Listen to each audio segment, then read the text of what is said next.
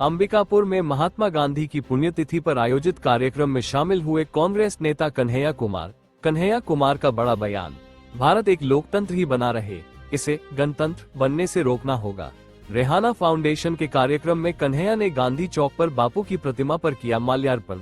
देश में बढ़ती हिंसा और नफरत को रोकना ही महात्मा गांधी को सच्ची श्रद्धांजलि होगी।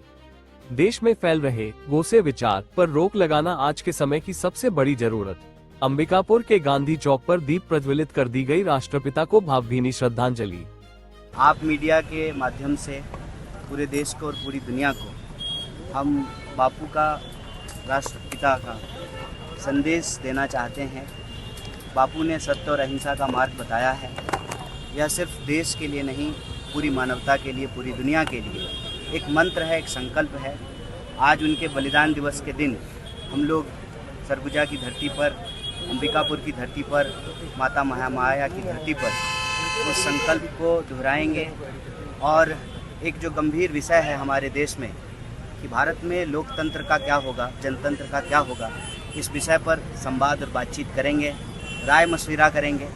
मैं यहाँ पे जो है कोई ज्ञान या कोई जो है नेतागिरी या कोई राजनीति करने नहीं आया हूँ।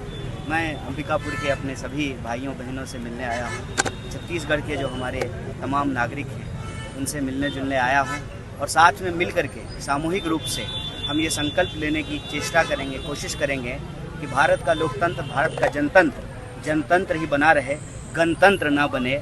और गोडसे के विचार जिस तरह से इस देश में फैल रहे हैं, हिंसा का विचार और नफरत का विचार जिस तरह से इस देश में फैल रहा है, उसको रोका जाए।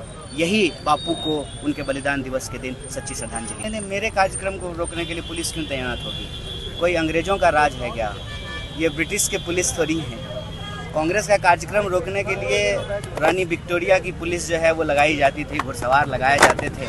अगर ऐसा है तब तो ये सवाल आप भाजपा से पूछिए कि क्या भारत में अंग्रेजी राज पुनः आ गया है, जहां गांधी जी को याद करना कोई गैर कानूनी काम है?